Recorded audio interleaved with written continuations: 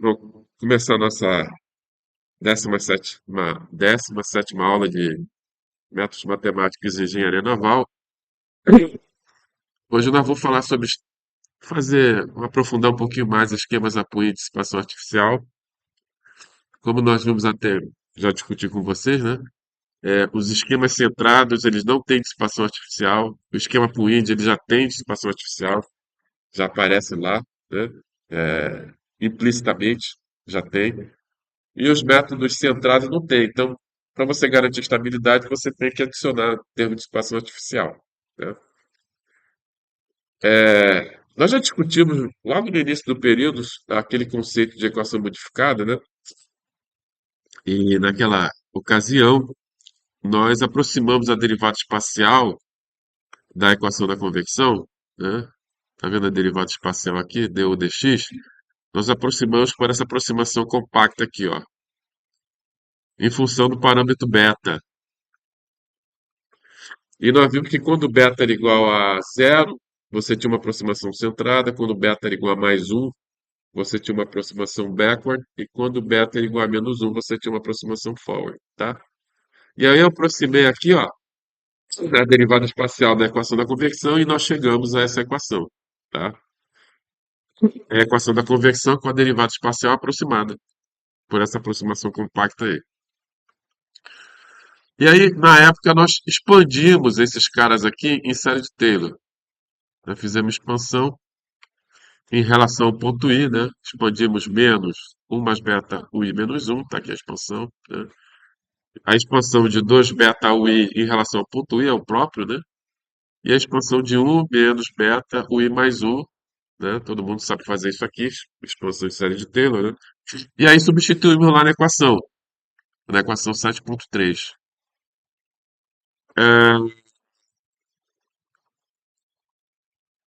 O que que eu fiz aqui? Somei, né? Vou substituir. Somei e dividi por 2 ΔX, tá? Que é o lado direito lá da equação da convecção aproximada, né? E aí chegamos a isso. Isso aqui, na verdade, é o erro, né? É o erro. Isso aqui é a aproximação para a primeira derivada e o que fica do lado direito é o erro, né? Que você obtém quando você faz a aproximação. Aí você pega isso aqui, substitui aqui do lado direito da equação da convecção e você vai chegar a essa equação aqui que eu chamei que era equação modificada, que é o conceito de equação modificada. Ou seja, na verdade, quando você aproxima a derivada espacial da equação da convecção, você não está mais resolvendo a equação da convecção. Você está resolvendo essa equação aí, tá? Onde, obviamente, tudo que vem depois da primeira derivada aqui é erro, né? E tudo isso aqui é erro, ó. Tudo isso aqui é erro, tá? Isso aqui, tudo aqui é erro. Cada aproximação. E aí, veja que agora você tem segunda derivada, você tem terceira derivada, quarta derivada, quinta, sexta, sétima, oitava, e assim por diante, né? Ah, e aí nós vimos na época, né, que quando beta igual a zero, o que que acontece quando beta igual a zero? Veja que o beta só aparece aqui na segunda derivada e na quarta derivada, tá? Ou seja, quando beta igual a zero, você tem o esquema centrado, lembra disso? Você tem o esquema centrado, tá? E aí, no esquema centrado, o que que acontece com as derivadas pares do erro? Desaparece. Porque beta igual a zero vai desaparecer. Você só vai ter derivada ímpar, tá? E na época eu falei para você, olha, derivadas ímpares causam erro de fase, derivadas pares causam erro de amplitude, tá? Hoje eu vou demonstrar isso para vocês, certo? Quando c é maior do que zero, quando c é maior do que zero e beta é igual a um, e beta é igual a um, né? Ou seja, c maior do que zero, c maior do que zero, né? C maior do que zero e beta igual a um, você tem uma aproximação beta, tá certo? Quando beta igual a um, você tem uma aproximação backward de primeira ordem. Eu não sei se vocês se lembram disso. E aí você teria um esquema Puig, tá? Se o C é menor do que zero, para você ter um esquema Puig, o beta tem que ser igual a menos um. E isso reflete aqui, ó, porque você vai ter o C negativo, o beta negativo, você vai ter um termo dissipativo com sinal positivo. Ou seja, realmente você está dissipando, tá?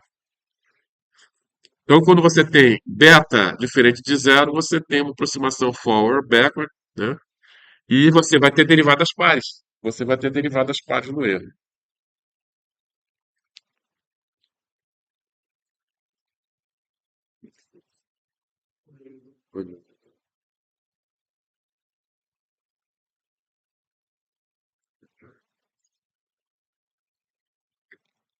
Viram isso?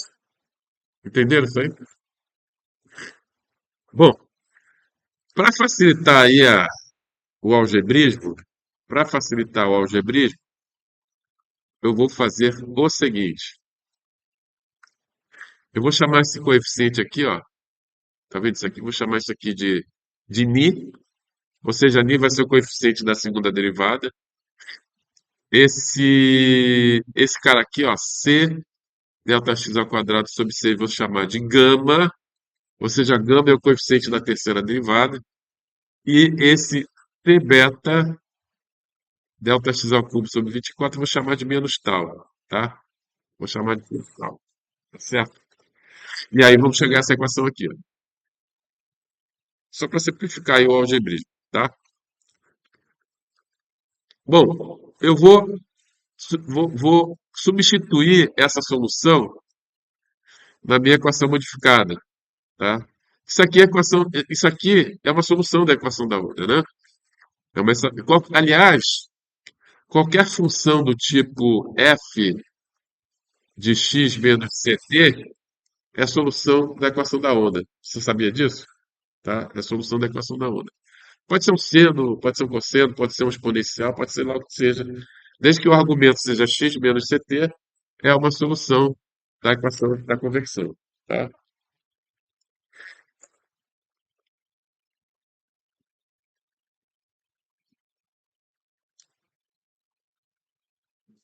Vamos lá.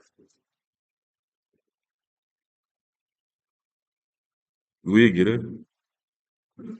Foi. Anotei. Atraso, né?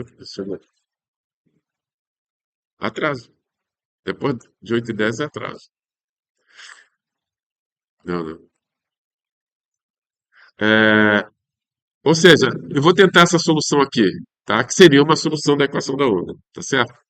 Vou substituir. Na verdade, isso aqui é um seno e cosseno, tá? É elevado a i kx, né? Você sabe que é elevado a i θ, mais ou menos, né? Mais ou menos i θ, isso aqui vai ser igual a quê? A cosseno de θ, mais ou menos i seno de θ, tá certo? Então, isso aqui é uma ondinha, é um seno, um cosseno, tá certo? E eu vou substituir aqui na minha equação modificada.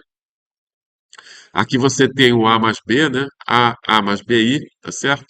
Aqui é o K, que é o número de onda, né? K é o número de onda, é 2π sobre lambda, né? Substituindo, você vai chegar a essa equaçãozinha aqui, tá? Que vai te dar o A mais BI. O A mais BI que aparece aqui dentro, tá vendo? Ele vai te dar o A mais BI em função do K, que é o número de onda, em função do ni, que é o coeficiente da segunda derivada, em função do gama, que é coeficiente da terceira derivada, e o tal, que é coeficiente da quarta derivada, tá? E agora eu vou pegar esse cara aqui, ó, vou substituir de novo aqui, tá? E aí nós vamos chegar, né, eu vou pegar esse cara, como eu falei para você, vou pegar esse sujeito aqui e vou jogar aqui dentro, tá? Para substituir isso aqui, ó, A mais BI. E vou chegar a esse resultado aqui, tá? Ou seja, u, função de x e t, vai ser igual a e elevado a menos k2, ni mais tal vezes k2 vezes o tempo, vezes e elevado a i k, x menos c menos gama k2 vezes t. Tá legal? Então, isso aqui é e elevado a i θ, é seno e cosseno, tá? E esse cara daqui, ó, ele vai te dar amplitude. Isso aqui vai te dar amplitude da ondinha, tá? Então, aqui você tem o seno e cosseno e aqui você tem a amplitude da onda. Então veja, olha só que legal. Quem aparece afetando a amplitude? Quem aparece aqui é o coeficiente da segunda derivada e o coeficiente da quarta derivada, tá? Viu? Então, As derivadas pares, elas alteram a amplitude, causam erro de amplitude, tá? E olha aqui, no argumento aqui do seno e cosseno, aparece o gama, que é o coeficiente da terceira derivada. Portanto, e é um erro, né? Veja que o ni, o tal e o gama são coeficientes lá dos termos de erro, da segunda derivada, da terceira derivada, da quarta derivada. Então, eles estão contribuindo para o erro.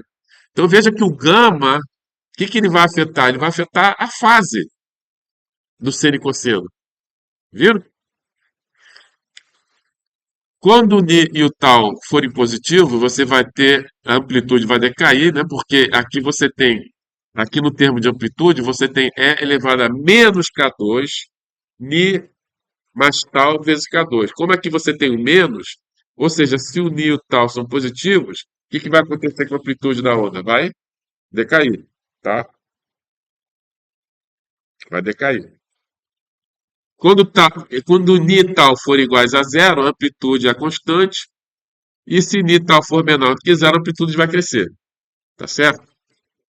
Bom, agora vamos fazer o ni tal igual a zero e o gama igual a zero. Ou seja, esquece o erro. Vamos resolver só a equação da convecção, tá? Se você fizer o gama, o ni, o gama e o tal iguais a zero, o que resta é a equação da convecção, tá? Exato. Então, substituindo aqui gama, ni tal e gama igual a zero, aparece isso aqui, ó. Isso aqui, obviamente, é a solução da equação da convecção, tá? Aliás, qualquer função do tipo, por exemplo, U igual a f de x menos ct é a solução da equação da onda, tá? Lembra da equação da onda? D-ρ U sobre D-ρ t mais c d-ρ U sobre d-ρ x igual a zero. Isso aqui vai ser solução da equação da onda desde que c seja maior do que zero, tá? Então, qualquer função f satisfaz isso aí, vai satisfazer a equação da onda desde que você tenha esse argumento aí. Então, pode ser seno, cosseno, exponencial, qualquer coisa. Vamos testar? Então, vamos derivar uma vez em relação ao tempo, isso aqui vai ficar o quê? D-ρ U sobre d-ρ t vai ser igual a menos c f' de x menos ct, né? Derivando em relação a x, d-ρ U, d-ρ x, isso aqui vai dar o quê? Vai dar f'. Substituindo lá na equação da convecção, então substituindo aqui a derivada temporal, vai ficar menos c f' e mais c vezes a derivada espacial em relação a x, que vai ser f'. Pronto, tá aí. Solução da equação da onda. Tá legal? Então, E elevado a IK menos CT é a solução da equação da onda, tá?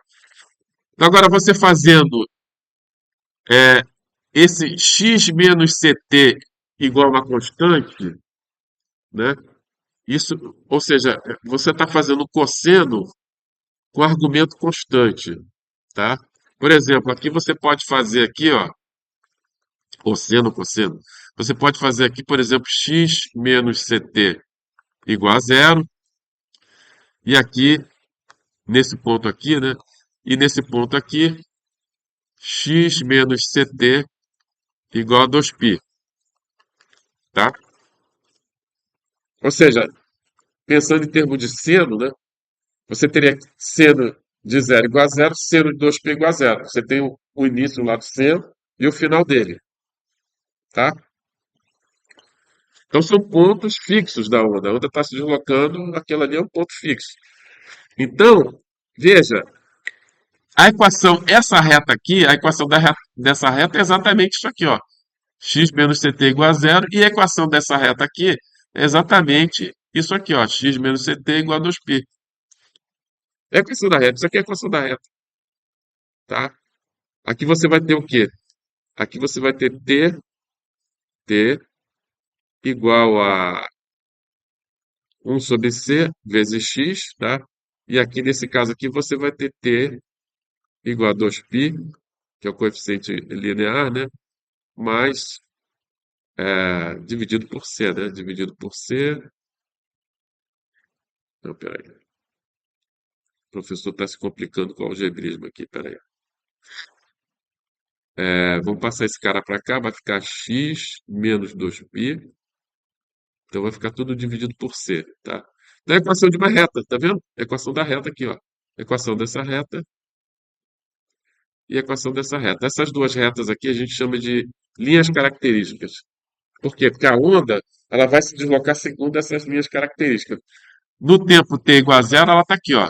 Quando t igual a zero, a ondinha está aqui, tá vendo? À medida que o tempo vai passando, a onda vai se deslocando segundo essas linhas características aqui, ó. Tá ela aqui, ó. Tá vendo aqui? E aqui no tempo t1, aqui no tempo t2, a ondinha terá se deslocado e caminhado para essa posição aqui, tá? Então é assim que a onda se propaga ao longo da coordenada x em função do tempo, entre essas duas linhas características, tá? Beleza? Bom, agora, mantendo n tal igual a zero e agora considerando a derivada ímpar, né? Ou seja, quando você aproxima aquela derivada espacial com uma aproximação centrada, né? Você vai ter um erro de fase, vai aparecer um gamazinho aqui. Então, a tua curva característica agora, ela vai estar. Você alterou, na verdade, a inclinação dela, né? Então, fazendo esse argumento aqui igual a zero, a equação dessa reta aqui, ó, vai ser igual a x menos c menos gama K2 vezes o tempo igual a zero. E aqui você vai ter essa retinha aqui, ó. Por causa do gama, né? Não vai ter inclinação, a mesma inclinação da solução anterior, né? Então aqui vai ficar x menos c menos gama K2t igual a 2π. Então veja que o gama alterou a declividade da linha característica, tá? Indicando justamente um erro causado pela derivada ímpar, que vai ser o quê? Veja que nesse instante aqui, ó, no tempo t1, tá? Vamos traçar uma horizontal aqui no tempo t1. A solução analítica, ela estaria aqui, ó, nessa posição, tá vendo? Agora, a solução, a solução numérica, ela vai estar atrasada. A solução numérica, ela vai estar atrasada, ela vai estar aqui, quer ver, ó? Ela vai estar aqui, ó, bem atrasada em relação à solução analítica. Viu? Que ela se desloca entre essas linhas características. Então, como você aproximou a derivada espacial com a aproximação centrada, você vai ter derivada ímpar, não vai ter derivada par, e a derivada ímpar ela causou um erro de fase, ela atrasou a propagação da onda. A onda não está se propagando com a mesma velocidade da solução analítica. Isso vai causar um erro de fase. Tá? No instante T2, no instante T2, aqui, ó, no instante T2, a solução analítica estaria aqui, ó, tá? A solução analítica estaria aqui e a solução numérica, por causa da derivada par, ela vai estar um pouco atrasada, ela vai estar aqui, ó. Olha ela aqui, ó. Ela vai estar atrasada em relação à solução analítica. Porque elas sempre se propagam entre essas curvas características, tá? Então é só para dizer para vocês o seguinte, para vocês terem em mente que derivada ímpar causa erro de fase, tá? Veja como a solução numérica, quando beta igual a zero, se aproximou a derivada espacial com uma aproximação centrada, né, de segunda ordem, você só vai ter derivada terceira, que é o gama, é o coeficiente da derivada terceira. Veja o que o gama está fazendo. Faz com que a solução numérica, que é a azul, se atrase em relação à solução analítica, que é a vermelha. Então, está aí, derivada terceira está causando erro de fase. Tá? E é óbvio que a derivada, as derivadas pares produzem erro de amplitude, né? As derivadas pares produzem erro de amplitude, né? Veja que o ni aqui é o coeficiente da segunda derivada e o tal é o coeficiente da quarta derivada. Eles vão afetar a amplitude, tá? Se ni e tal for igual a zero, você tem uma ondinha de amplitude constante, que é o caso da aproximação centrada de segunda ordem, tá? Agora, se você fizer uma aproximação forward ou backward, né, isso vai causar um erro de amplitude, tá? Porque você vai ter derivadas pares, o mi é o coeficiente da segunda derivada e o k e o tal é o coeficiente da quarta derivada. As derivadas pares vão afetar a amplitude, tá? Então, moral da história, se você fizer uma aproximação de primeira ordem, o erro que você vai causar amplitude é dramático. Você vai afetar violentamente a solução, tá? Então, não use aproximação de primeira ordem. Quando você for fazer a aproximação forward, backward, faça a aproximação de segunda ordem. Que aí o erro vai ser de segunda ordem. Você vai ter o efeito benéfico estabilizador da derivada par, mas não vai destruir, não vai causar muito erro de amplitude, tá? Vai causar erro de amplitude, mas um leve erro, tá? Mas vai ter o efeito benéfico de estabilização, tá? Então, quando você for usar um esquema Puig, né, um esquema Puig, não faça de primeira ordem, faça de segunda ordem, pelo menos, tá? A aproximação central de segunda ordem não tem derivada par, então não produz erro de amplitude.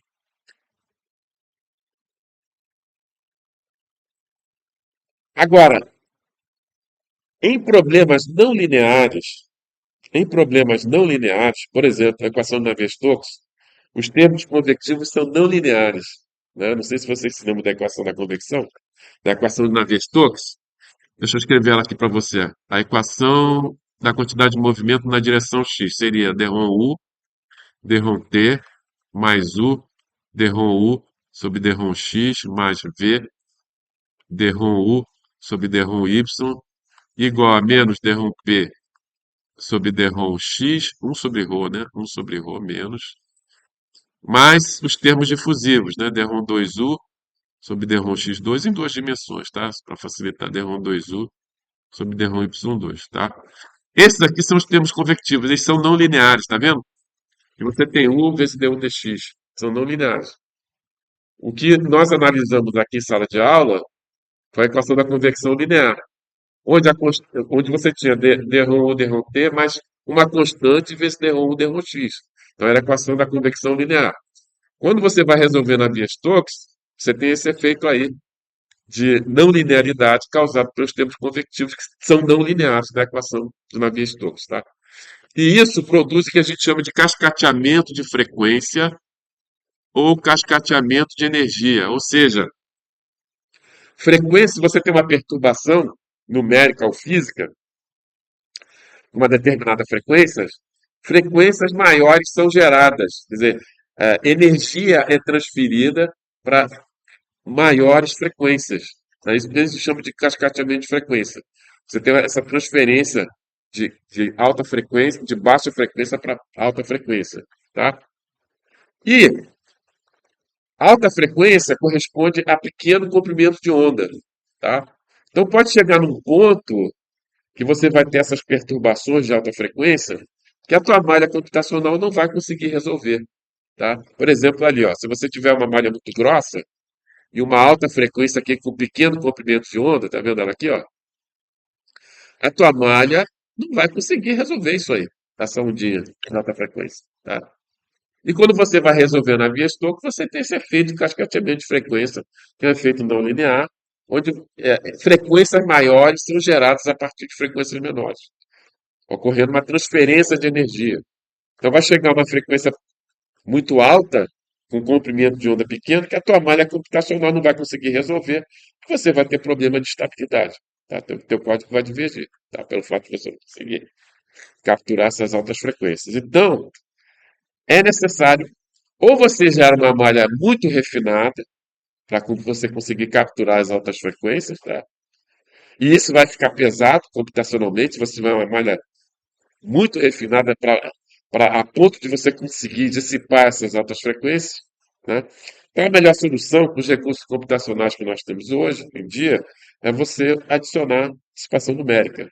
A dissipação numérica, ela destrói essas altas frequências, tá?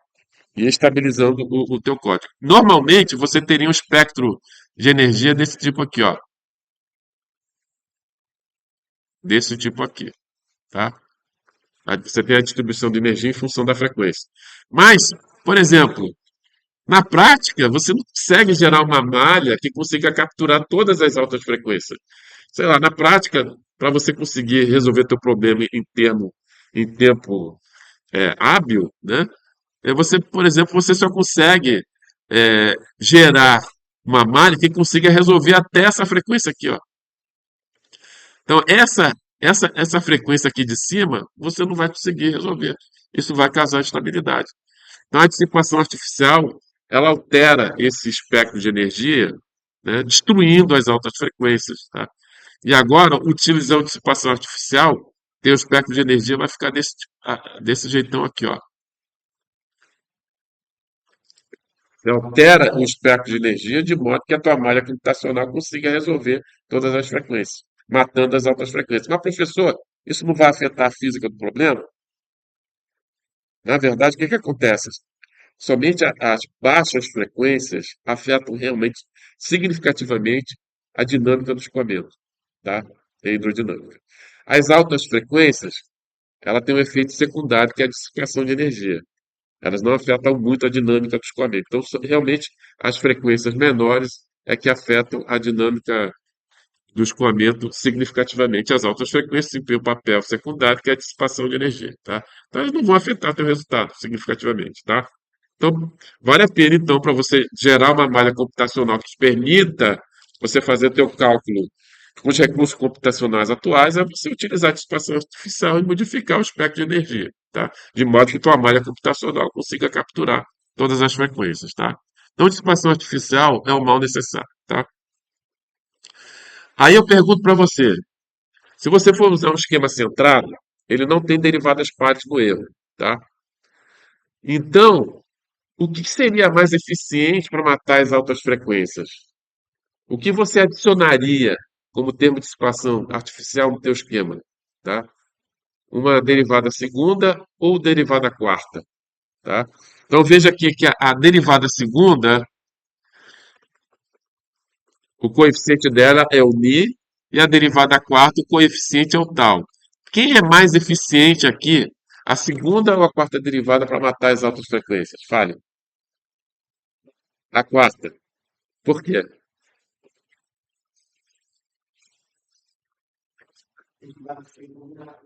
Não, você andou estudando isso aí, beleza. Tudo bem.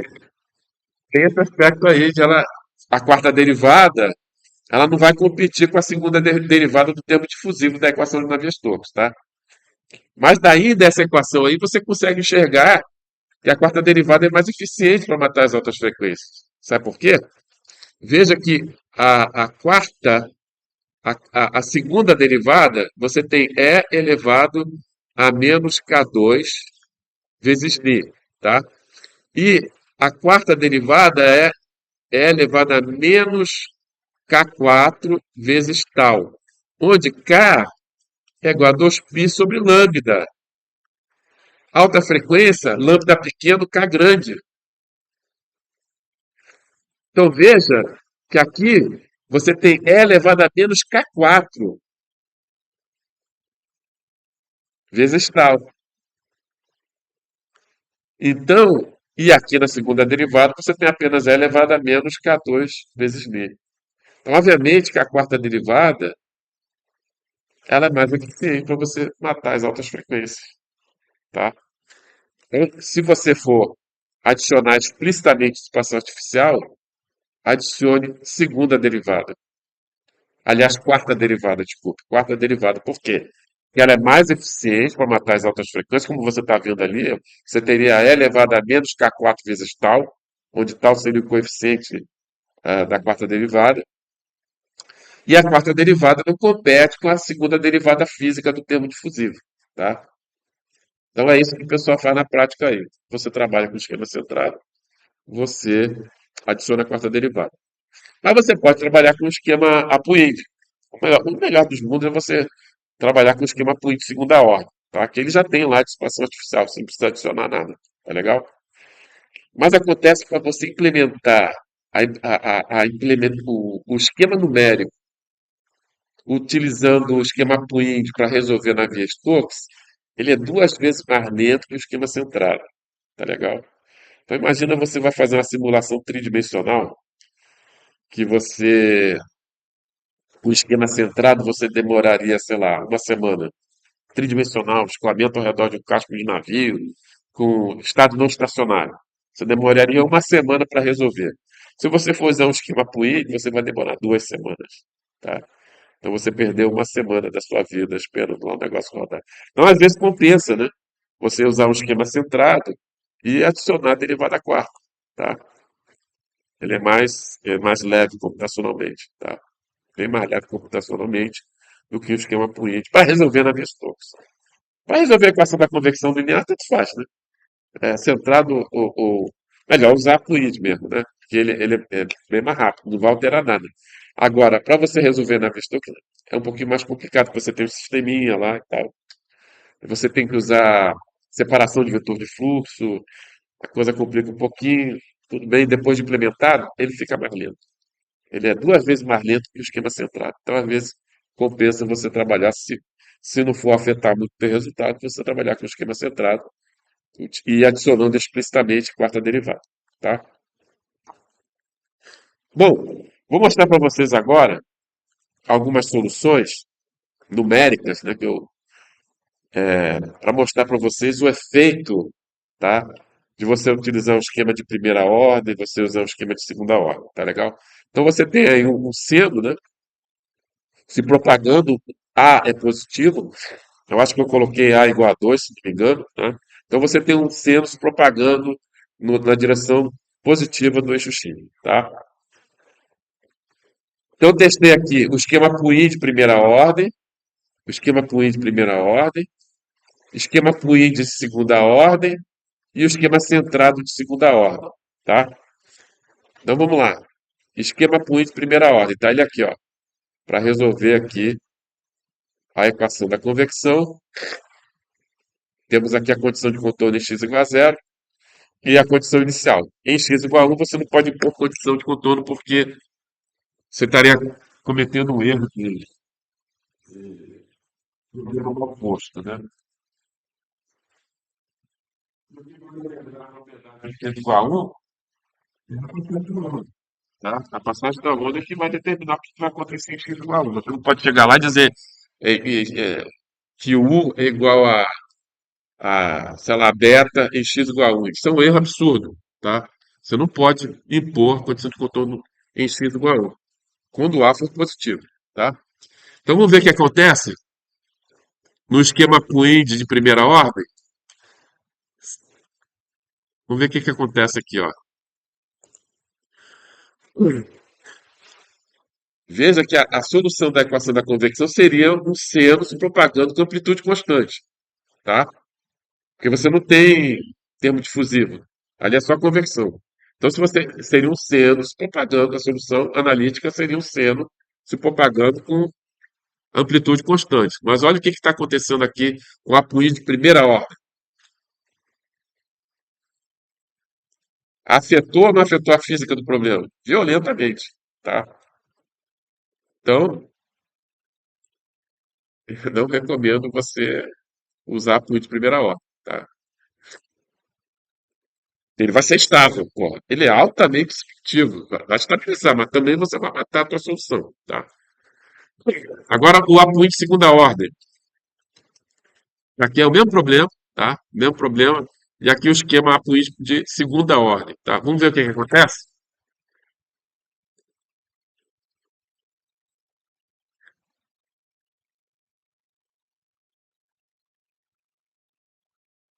E aí? Melhorou? Melhorou, né? Talvez ele cause um pequeno erro de amplitude, né? Pequeno, tá? Mas não é um erro dramático que nem a apoio de primeira ordem. Ele tem um efeito estabilizador, né? Ele vai ter derivada par no erro, né? Tá? Só que ele é de segunda ordem, né? Então ele não vai causar um erro substancial aí na tua solução. Você tem alguma coisa próxima com a solução da equação da convecção, que seria uma onda com amplitude constante se deslocando, tá?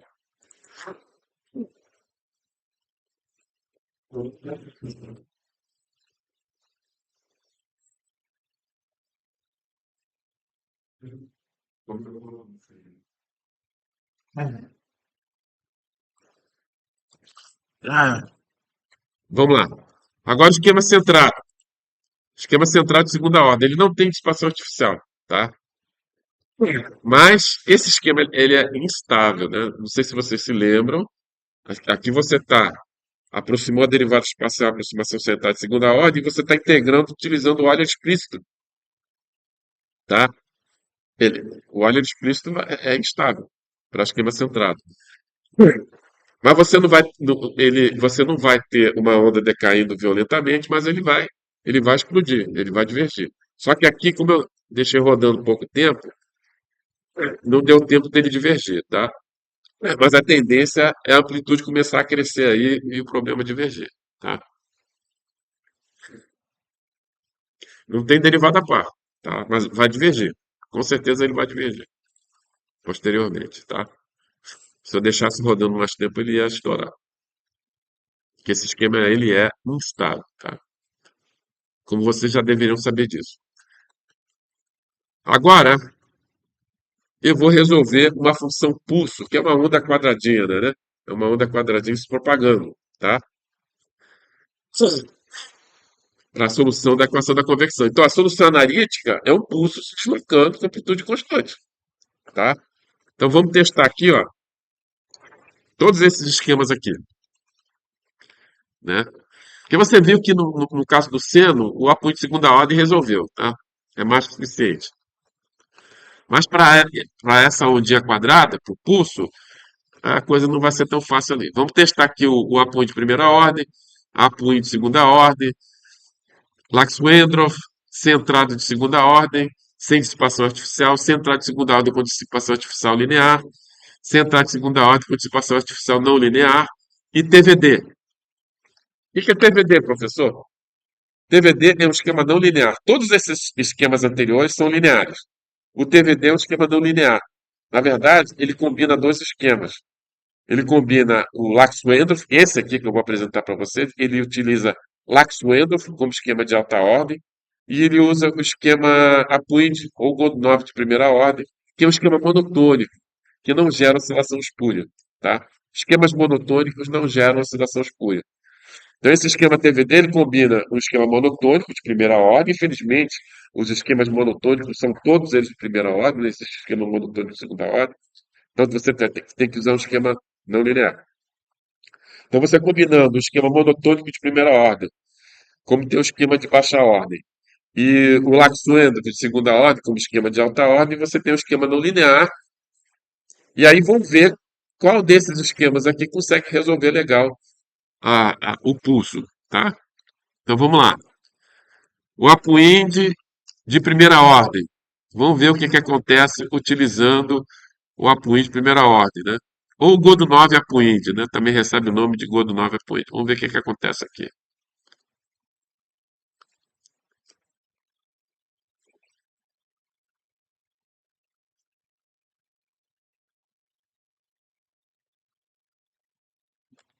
E aí?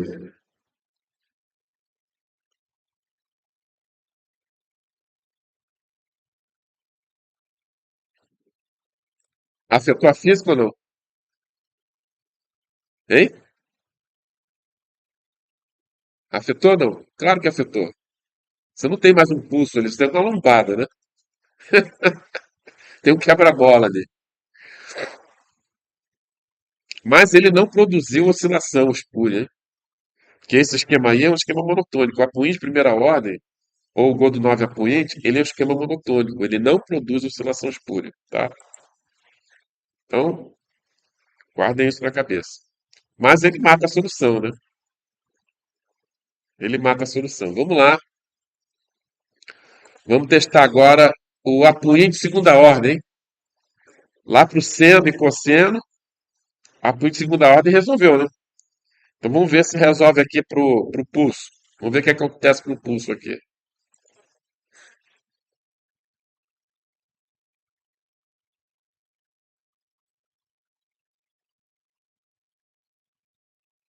Viu? Apareceram oscilações espúrias. Por que espúria? Porque não tinha que estar ali, pô. É lixo, é trash, entendeu? Garbage. Pô, esquema de segunda ordem não consegue resolver, pois é. Onde você tem forte gradiente de propriedade, ele não consegue resolver, tá? Ele gera essas oscilações espúrias aí, ou seja, e é a política de segunda ordem, né? Então a política de segunda ordem funcionou bem para o seno e cosseno, que é uma função suave, para o pulso, que é uma função de contínua, babou, né?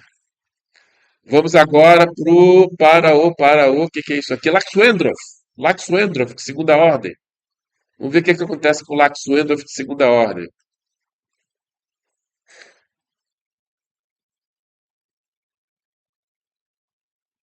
Matou a solução, né? Você não consegue, tá? Hã? Você não viu a oscilação espúria, não? Ah, onde tá passando ali na fronteira, né?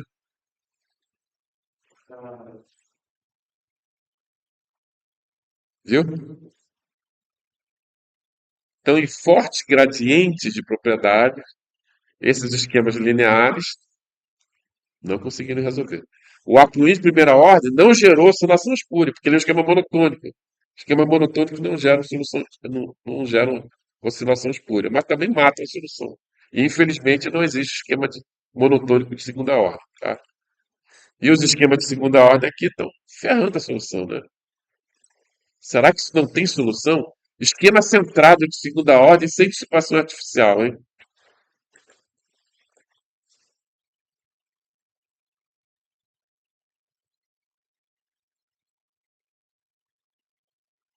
Divergiu. Como eu falei para vocês, ó. Esquema centrado utilizando o Euler explícito é instável, é instável. Lá no seno e cosseno, ele ia demorar mais tempo para divergir, mas ia divergir. Aqui ele divergiu por causa da descontinuidade, tá? Que ele gerou oscilação espúria, as oscilações espúrias simplificaram, ou seja, não dá para usar, tá? Vamos usar aqui centrado de segunda ordem com dissipação artificial linear. Ou seja, a quarta derivada aqui, ó. Tá vendo aqui, ó? Eu adicionei aqui uma quarta derivada. Esquema centrado. Adicionei quarta derivada, tá aqui, ó. Onde epsilon é a viscosidade numérica, tá? Então vamos ver o que acontece?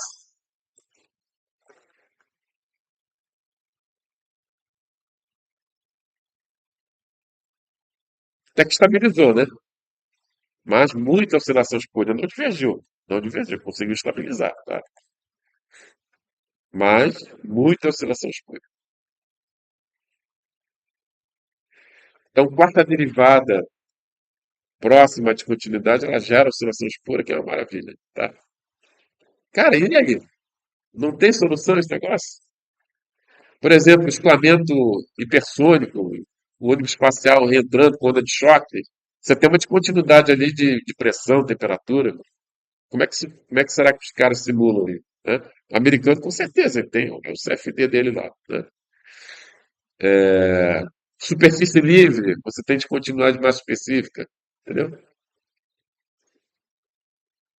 Vamos utilizar agora o esquema centrado com dissipação artificial não linear. Essa dissipação artificial não linear é o seguinte: ele usa a quarta derivada em regiões suaves e usa a segunda derivada em regiões próximas à descontinuidade, tá?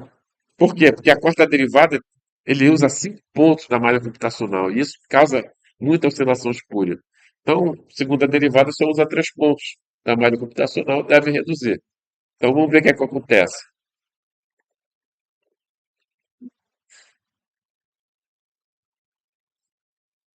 Melhorou, quebrou o galho, né? Quebrou o galho, né?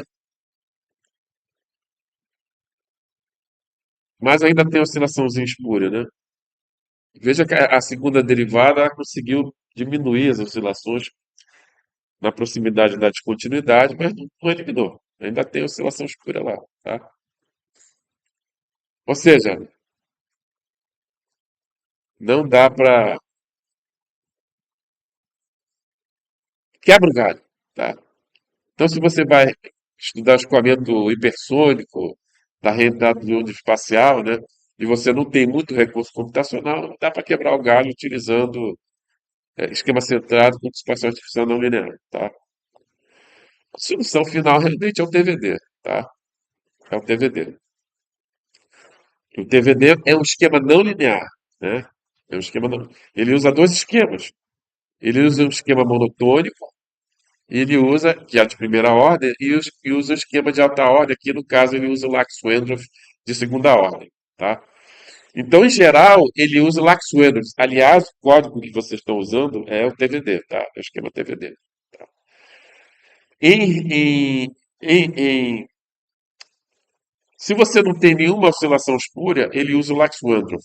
Só que o Lax-Wendorf, ele vai gerar oscilação espúria próxima, nas proximidades da descontinuidade.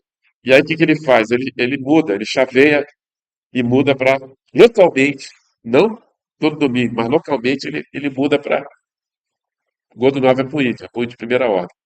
E aí, o Apuíde de primeira ordem mata aquela oscilaçãozinha espúria, aí ele volta para ser Lax-Wendorf. Tá? Então, teoricamente, esse esquema ele não tem espaço artificial em todo o domínio. Ele só tem onde precisa, pontualmente. Onde surge lá uma oscilação espúria, ele muda para a de primeira ordem, né, que não gera, que mata as oscilações espúrias, tá? E, e consegue matar as oscilações espúrias. Quando a oscilação espúria desaparece, ele volta para o laxônico de segunda ordem. Ele fica lá nessa brincadeira, tá? Ou seja, em todo domínio, ele não usa dissipação artificial. Ele não usa dissipação artificial. Só localmente, quando necessário. E aí, vamos ver o que é que acontece? Viu? Não tem oscilação espúria, conseguiu representar corretamente o pulso, né?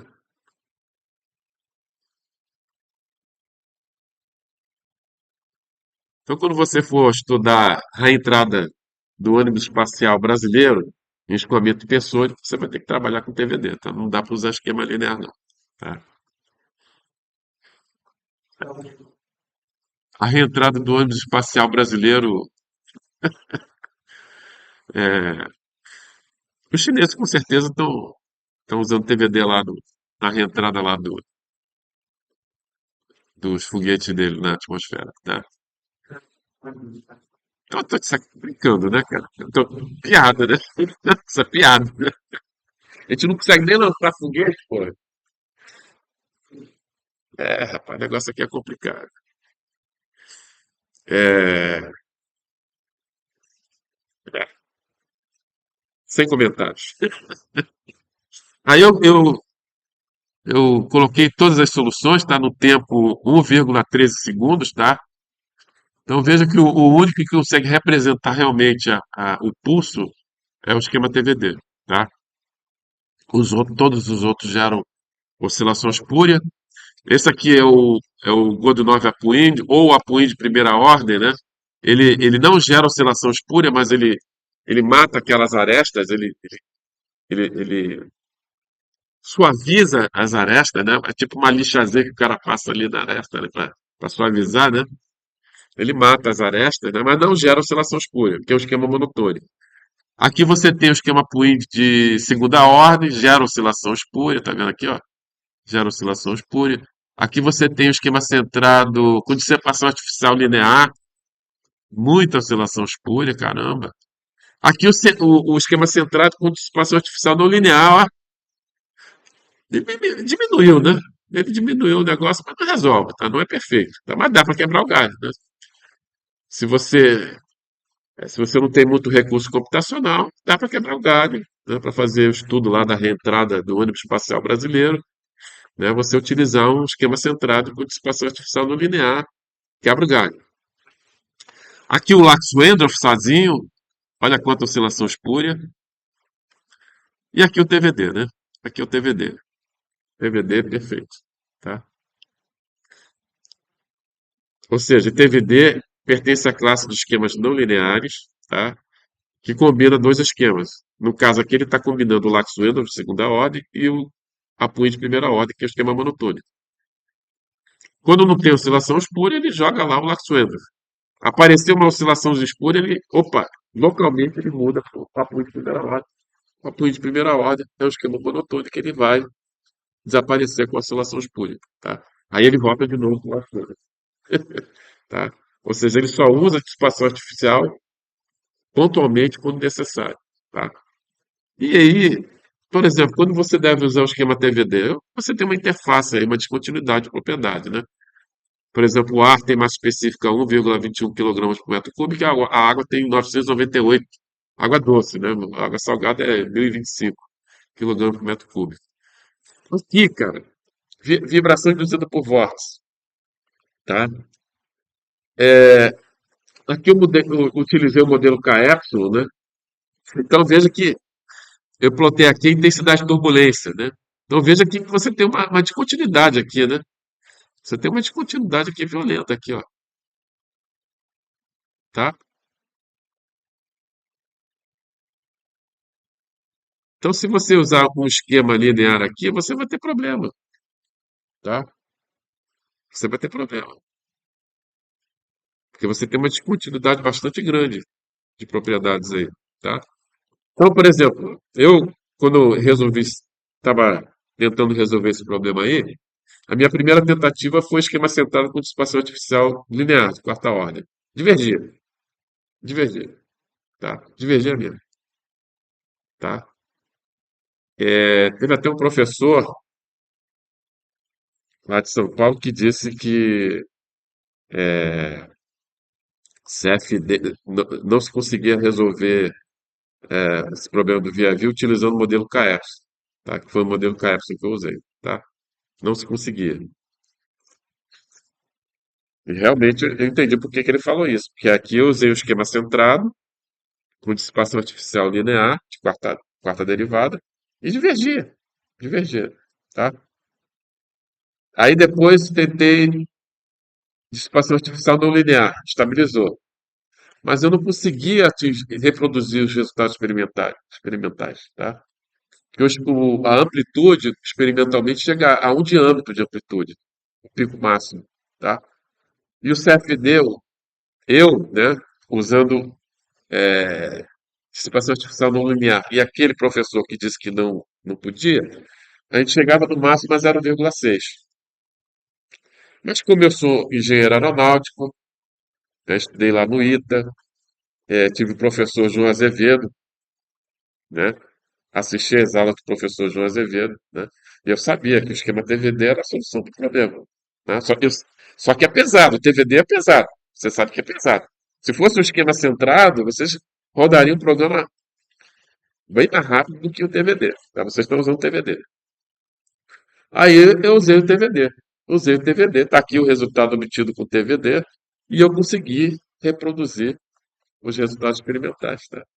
Foi o primeiro mundo, em 2008, eu fui o primeiro a conseguir reproduzir os resultados experimentais de Carla Williamson, tá?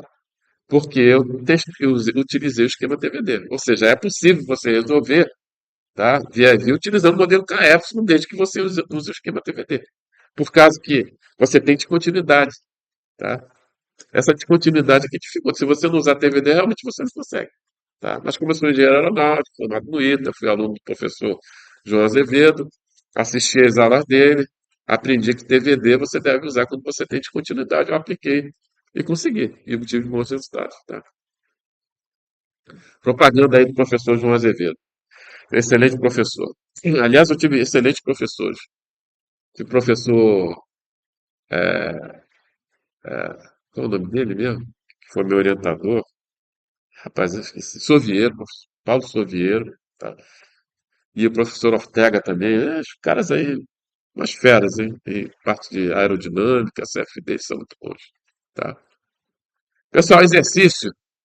Obtenha um esquema numérico para resolver a equação de Blasius utilizando o método trapezoidal. Tá? Então tá aqui a equação de Blasius. Quem fez hidrodinâmica básica 2 conhece a equação de Blasius? Não conhece? Panru deveria conhecer, né? O Henrique também. Cadê o Henrique? Fugiu? Pô, o Henrique fugiu, cara. Ele quer que você resolva a equação de Blass utilizando o método trapezoidal, que é o método implícito, tá? Então lembre que você tem que aqui você tem terceira derivada, segunda derivada, e o método trapezoidal você integra a primeira derivada. Tá vendo ali a primeira derivada? Então o que que você tem que fazer? Você tem que usar essas transformações ali para baixar a ordem das derivadas, transformar essa equação diferencial ordinária de terceira ordem num sistema de equações diferenciais de primeira ordem, para você poder aplicar o método trapezoidal, tá? Então, por favor, deixa eu ver quanto tempo a gente tem. Tem tempo bastante aí, tá? Então, boa questão para a prova, hein? Essa questão é da cara, viu? Só para dar a cara na prova.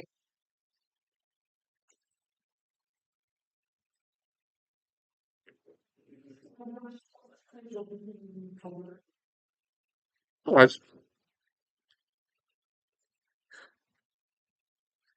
Não, na verdade, o que eu quero dizer é o seguinte: pode cair aquela questão de determinar o ômega, né? Que você quer dizer. Além disso, pode cair em relaxação. Relaxação que eu digo é você montar lá a tabelinha, tá? Bom, vamos lá, pessoal. Então a ideia aqui é você baixar a ordem aí das derivadas através dessa transformação aqui, tá bom? Então como é que eu fiz aqui? Vamos lá. Então, chamei o 1 de F, o 2 de df de eta, eta coordenada espacial, né? Adimensional. E o 3 é d2f de eta 2. Derivei isso aqui em relação a eta, vai ficar du1 de eta igual a df de eta. Só que df de eta é igual a o 2, né? E aí, portanto, temos aqui a nossa primeira equação. Derivando essa segunda aqui também em relação a eta, ficaremos com du2 de eta igual a d2f de eta 2, que é o 3. E aí, portanto, temos nossa segunda equação, du2 de eta igual ao 3. Derivando essa aqui em relação a eta também, então vai ficar du3 de eta igual a d3f de eta 3. Só que o d3f de eta 3 a gente pega lá da equação, né? Que é a terceira derivada. Então, daqui você tem que a terceira derivada vai ser igual a menos meio de f duas linhas, né? Ou seja, menos meio de quê? De o 1, né? Vezes o 2, não é isso? Tá? Porque o f é o 1 e o f duas linhas é o 3, né? Ah, o 3, então. O 3. O 3, tá? Então aqui vai ficar menos meio de o 1, o 3, e aí, portanto, temos nossa terceira equação, du3 de eta igual a menos meio de o 1 vezes o 3. Podemos escrever na forma vetorial, né? Onde o U tem componentes 1, o 2, o 3, e o F tem componentes F1, F2, F3, tá? Vamos chamar aqui F1, F1, F2, F3, onde o F1 é o 2, o F2 é o 3 e o F3 é menos meio de o 1, o 3, tá? Tá aqui o método trapezoidal, né? Então, substituindo aqui, ó, substituindo isso aqui, você vai chegar nisso aqui, ó, ou seja, 1n mais 1 igual a 1n mais delta eta sobre 2, fn mais 1, tá? Só que isso aqui é uma equação não linear, né? Uma equação vetorial não linear, né? Ou seja, você não consegue escrever o f como sendo uma matriz vezes o u, entendeu?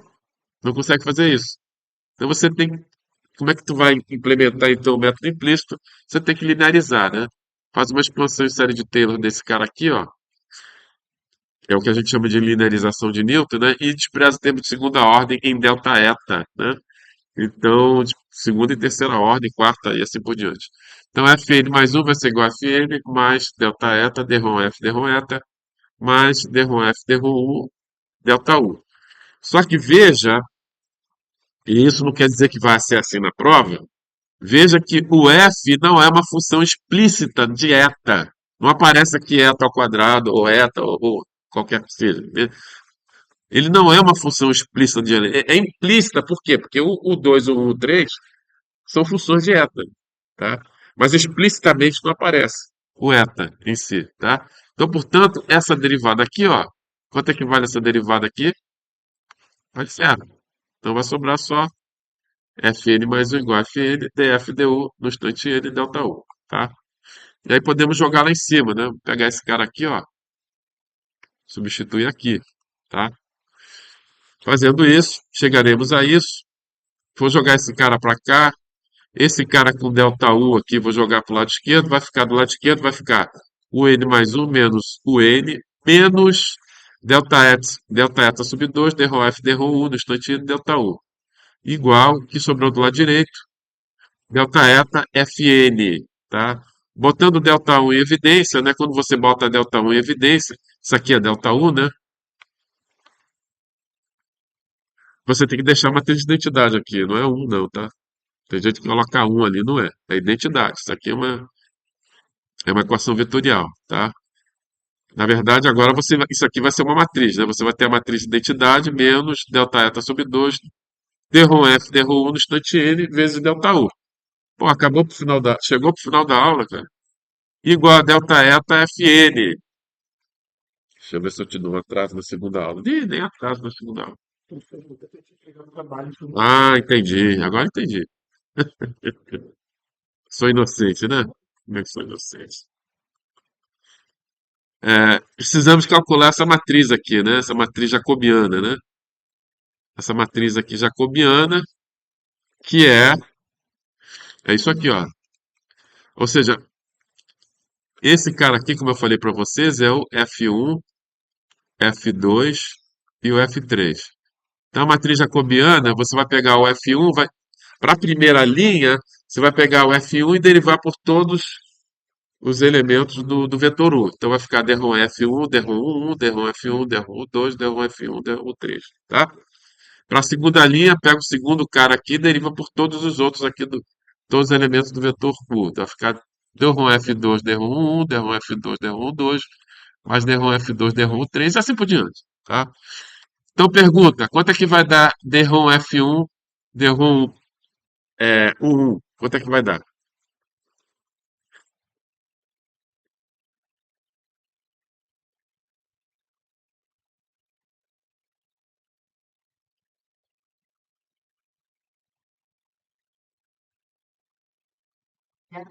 Zero. Todos enxergaram que é zero? Porque o F1 é o 2, ó. Derivando em relação ao 1 dá zero.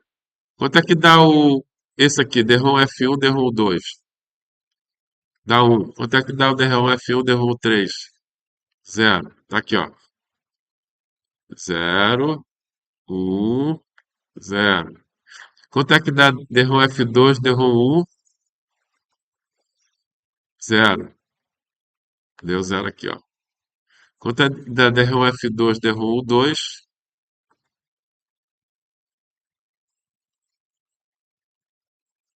Zero. Tá aqui. E o D-ROM F2, D-ROM 3? Dá 1, né? Que o F2 é o 3, derivando em relação ao 3 dá 1. Tá aqui, ó. E o D-ROM F3, D-ROM 1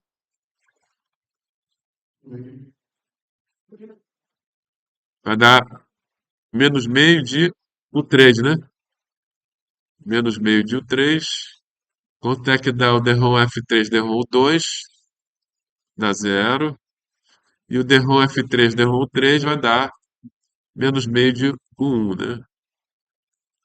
E aí vou pegar esse cara, jogar aqui, né? Multiplicar por delta eta sub 2 e subtrair da matriz identidade.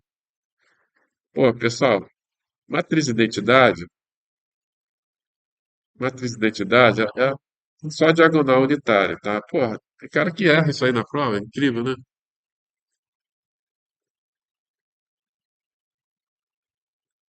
Isso é matriz de identidade. Então, identidade menos delta eta sub 2 df du vai dar isso aqui, ó, tá? E aí, como eu falei para vocês, não vale a pena você usar eliminação de Gauss, tá? Utilize um manipulador algébrico, tá? Invertam a matriz algebricamente, multipliquem pelo vetor da direita você vai ter expressões para delta um, delta 2, delta 3, tá? E aí teu código vai voar, tá certo?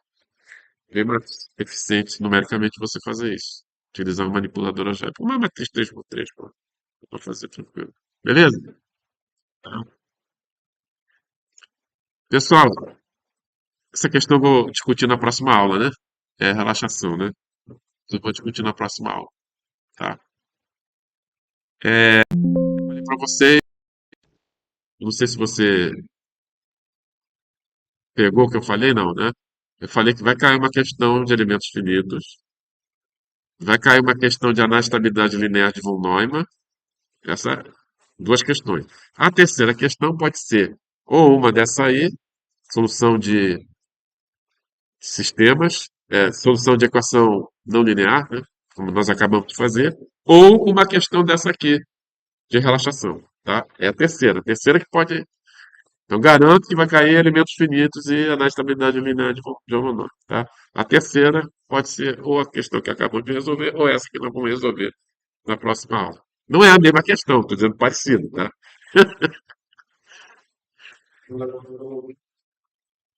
Ai, peraí, deixa eu terminar a aula aqui, senão o pessoal do.